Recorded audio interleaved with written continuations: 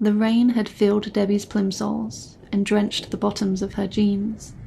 Her hand, wrapped around Shannon's, was wet, and a small puddle had formed where their palms met, but they would not let go. It wasn't a babysitting day, it was a normal day, that had started with blue skies and neighbours no more eerie and frigid than usual, but as the storm had rolled in, it was as though something else had rolled in with it. "Let's go back to my house," said Shannon, using her free hand to wipe tears and raindrops from her face. Debbie didn't reply, just kept on trudging through the now flooding street, looking for a familiar face of an adult, someone to tell them what to do. She had tried calling an ambulance when her mum jumped from the bathroom window and landed in a pile of broken bones on the ground, then tried to reach the police when her mum started to crawl back into the house, but there were no grown-ups to help, not at the other end of the phone, and not in the neighbouring houses. She had passed several crashed cars with crumpled drivers giggling like children, fiddling with their own broken bones and twisted tendons. She had half considered just stealing a car and driving out of the town alone, but she knew Shannon would need her. Since Mark disappeared, their family had been distraught. Shannon had basically been left to fend for herself while her parents visited the Weeping Lakes and tore through the forest searching for him, or Kevin, or Colin. The thought of Colin and his cheeky grin felt like a knife to the heart now, knowing that whatever happened to her mother had happened to him, had happened to Mark and half the people in this town. Now the other half were ripping each other to pieces, or inflicting grotesque harm on themselves just to get a kick.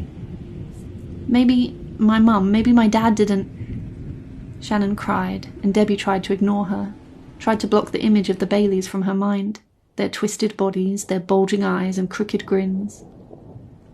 Suddenly, as they rounded a corner, a light turned on in an upstairs window of an otherwise black row of houses.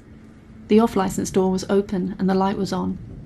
Debbie didn't like the man in the off-license, but any adult would be a relief right now, to take the pressure off of her shoulders. She started to steer them towards it, a stream of water rushing past their ankles now, the sound of the rain drowning out anything else. She saw a figure in the dark to the right of the shop, only slightly bathed in the light coming through the window. It was the off-license man and his daughter, a deep crimson red seeping into the puddle around them, like a shark attack in the ocean.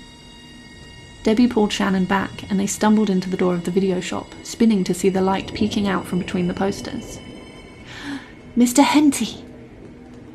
The name broke out of the darkness that seemed to be slowly taking over Debbie's mind. Mr. Henty would be working. Mr. Henty could help.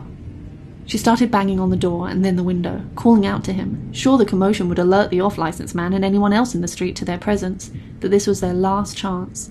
"Mr. Henty, please let us in! Let us in! Let us in!" she gasped, as a poster was peeled back and his calm eyes came into focus. He opened the door and closed it quickly behind them, pulling the latch across just in time for something else to slam against the metal frame. They all jumped back and huddled together, staring at the door and whatever beast behind it was soon to be in the room with them. The banging continued, some whispered threats, but then it gave up, and they heard it sloshing away in the now almost knee-high water, followed by desperate screams further down the street. "You must go home, Debbie. You can use the phone to call Shannon's parents," said Mr. Henty, not making eye contact, too distracted by gathering his things and looking through the posters at the darkening streets of Avis. "My mum's not... she's... Shannon's parents, they..." She couldn't get the words out. Shannon's hand still held hers tightly, but she had loosened her own grip, keen to leave Shannon with an adult and maybe hide in a cupboard or under a bed. Mr. Henty turned now and understood. He knew things were falling apart at the seams, but he had neglected to consider that this would affect everyone in town, even the kids who came to the shop. "You don't want to go where I'm going," he replied gravely. "Can we stay in the shop? Then you'll come back?" Debbie felt desperate, her eyes pleading with him not to leave her, and it felt like a lifetime of staring into his calculating eyes before he replied. "All right. When I open this door, I wager we won't have long for dawdling. Straight to the car, straight in the back, and lock the doors." So that's what they did. Fighting against the rain and climbing into an almost floating car, letting water in with them. It was a struggle to pull the doors closed again, and a relief when Mr. Henty managed to steer it onto the road and up a slight incline, letting out some of the water. They didn't drive long before they stopped again outside a quaint semi-detached house.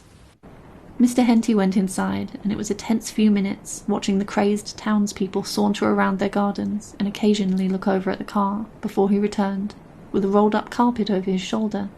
At least it had looked like a rolled-up carpet, until he loaded her into the passenger seat and her head rolled back as though her neck had no muscle at all and her eyes met with Debbie's. "Oh, hello, Debbie, love," said Mrs. Henty, her face a cross-stitch of healing wounds and shadows under her eyes so dark they looked blackened. Her arms were tied around her body like a straitjacket, and her hair was practically all torn out in the front. "I understand what this looks like," said Mr. Henty as he pulled away from the house. "It looks familiar," said Debbie, as Shannon buried her head in Debbie's lap and cried quietly. Mr. Henty drove in a zigzag around crumpled, bloody bodies on the road. Perhaps some had been hit by cars fleeing Avis, but some had clearly dragged themselves there, leaving crimson lines in their wake. Debbie felt the heat of a burning house on her face as they crept by, better than the heat of Mrs. Henty's gaze, which lay heavy on her cheek, waiting for the girl to turn and look back into the darkness. She could see burning dancers through the window, their bodies slow and graceful despite the blaze raging around them. "Why wouldn't you help me when I needed you, Deborah?" asked Debbie's mother through Mrs. Henty's lips. "I'm all broken and twisted, but you just left me." Mr. Henty shushed his wife and patted her leg. They were getting out of the town now, onto the long straight road out of Avis, where Debbie had seen those things weaving between the trees, where Mark, Colin and Kevin were last seen. The car stopped abruptly, and Mr. Henty looked into the back at them. It was too dark to see his expression, but the sweat on his brow was glistening in the small moonlight that crept into the car through the sunroof. "You'll stay in the car, lock the doors, don't let anyone in or out. If I'm not back in an hour, you drive to Whitney and never come back. There's money in the glove compartment and an address for Mary's sister." "What are you going to do?" asked Debbie, but she knew she wouldn't get an answer.